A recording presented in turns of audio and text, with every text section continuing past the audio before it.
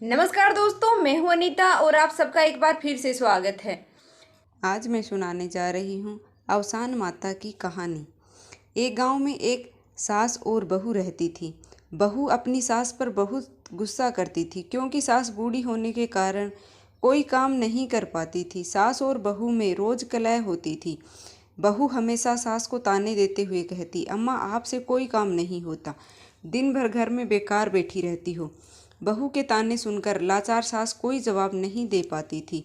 एक दिन बहू ने, अम्मा आप दिन भर खाली नहीं बैठी रह सकती, आपको घर का कुछ काम तो करना पड़ेगा। सास ने कहा, बहू इस उम्र में मैं क्या काम करूंगी और कहाँ से काम के लिए जाऊंगी। तुम अगर मुझे रोटी नहीं दोगी तो मेरा क्या होगा। इस पर बहू ने कहा, अम्मा आप रोज सुबह पूरे गांव में दूध बेच आया करो, 1 महीना पूरा होने पर मैं आपसे हिसाब लूंगी। बेचारी सास दुखी मन से मजबूरीवश गांव में दूध बेचने के लिए तैयार हो गई। सुबह हुई तो बहू ने दूध का डिब्बा भरकर सास को थमा दिया और कहा, जल्दी दूध बेचकर घर आना। सास घर से निकली और एक पीपल के पेड़ के नीचे बैठ गई। सोचने लगी, इस बुढ़ापे में मुझे क्या क्या दुख झेलना पड़ रहा है, अब कैसे गली गली जाकर दूध बेचूं। इतना सोचते सोचते वो 3 घंटे बीत गए। इसके बाद सास के मन में विचार आया कि दूध को उसी पेड़ के नीचे डालने का निर्णय ले लिया। सारा दूध वही उड़ेलकर सास घर लौट आई। बहू ने सोचा, सास सारा दूध बेचकर आ गई, रुपए भी लिए होंगे तो कोई बात नहीं, महीने के आखिरी में हिसाब ले लूंगी।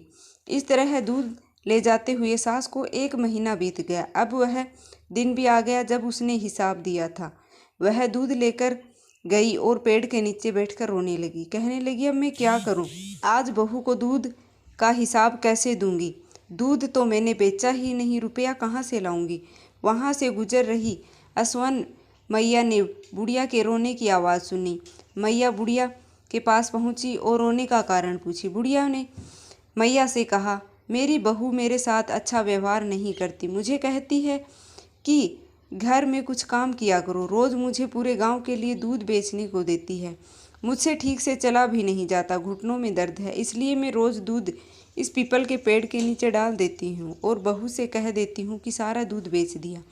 आज मुझे बहू को महीने भर का हिसाब देना है, मैंने हिसाब नहीं दिया तो वह मुझे घर से निकाल देगी। असवन माता को बुढ़िया पर दया आ गई और माता ने बुढ़िया से कहा कि आज पीपल के जितने भी सूखे पत्ते गिरे हुए हैं उन्हें अपने आंचल में भर लो, घर जाकर इन पत्तों को बहू के आंचल में डाल देना। इस पर बुढ़िया ने आश्चर्य से असवन मैया से पूछा, अरे क्या इससे मेरा दुख दूर हो जाएगा। माता ने कहा, हाँ जरूर हो जाएगा, और जब दुख दूर हो जाए तो ओसन माता की पूजा करना मत भूलना। बुढ़िया ने ओसन मैया की बातें सुनकर आंचल में पीपल के सूखे पत्ते समेटकर अपने घर लौट गई। सास जैसे ही भरे आंचल से साथ घर पहुंची, बहू अत्यधिक खुश हो गई। बहू ने पूछा, क्या बात है अम्मा, आज तो आप पूरा हिसाब लेकर आई हो, बहुत सारा पैसा मिला है आपको। सास बोली, हाँ बेटा ऐसा ही समझो, तुम अपनी आंचल फैलाओ, मैं उसमें डाल देती हूँ। बहू ने अपना आंचल फैलाया, लेकिन यह क्या, उसका आंचल तो रुपयों और जेवरों से भरा हुआ था। बुढ़िया को भी समझ नहीं आया कि यह ओसन मैया की कृपा है। बहू सास से जोर देकर पूछने लगी कि उसे इतना धन कैसे मिला। सास सीधी सरल महिमा थी, उसने बहू को सारी कहानी सुना दी।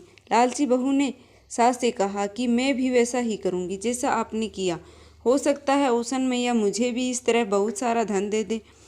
बहू भी अब रोज़ दूध लेकर जाती और पीपल के नीचे चढ़ाकर आ जाती। महीने के आखिरी दिन बहू ने पीपल के नीचे दूध चढ़ाकर रोने लगी और रोने की आवाज़ सुनकर ओसन मैया प्रकट हुई और बहू से पूछी, क्या हुआ, तुम क्यों रो रही हो। बहू ने कहा, मेरी सास मुझे बहुत परेशान करती है, कहती है दूध बेचकर रुपए लेकर आओ, तभी तुम्हें इस घर में रहने को मिलेगा। मैं तो रोज़ यहाँ दूध चढ़ा देती हूँ, आज मुझे सास को महीने का हिसाब देना है, इतने पैसे मैं कहाँ से लाऊं। ओसन मैया ने बहू से कहा, वह पीपल के सूखे पत्ते अपने आंचल में समेट कर ले जाए और आंगन में डाल दे। बहू ने खुशी खुशी सारे सूखे पत्ते आंचल में भर लिए लेकिन यह क्या, जैसे ही बहू सूखे पत्ते आंचल में डाले सब सांप बिच्छू में बदल गए और उसे काटने दौड़ पड़े। घबराकर ओसन मैया के पास गई और ओसन मैया से कहा, तूने अपनी बूढ़ी सास के साथ बहुत गलत व्यवहार किया, उसे तूने रोटी के लिए तरसा दिया, इसलिए तेरे साथ यह घटना हुई। बहू ओसन मैया के चरणों में गिर पड़ी और माफ़ी मांगने लगी।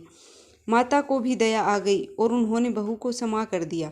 माता ने बहू से कहा, अपनी सास को माँ समान मानकर उसकी खूब सेवा करो, घर के आपस में मिलकर रहो। गुरुवार को ओसन माता की पूजा करो, आरती करो, माता की कथा सुनो, इससे तुम्हारे घर में धन दौलत और सुख की कोई कमी नहीं रहेगी। बहू ने घर जाकर सास से माफ़ी मांगी। इसके बाद दोनों खुशी खुशी रहने लगे।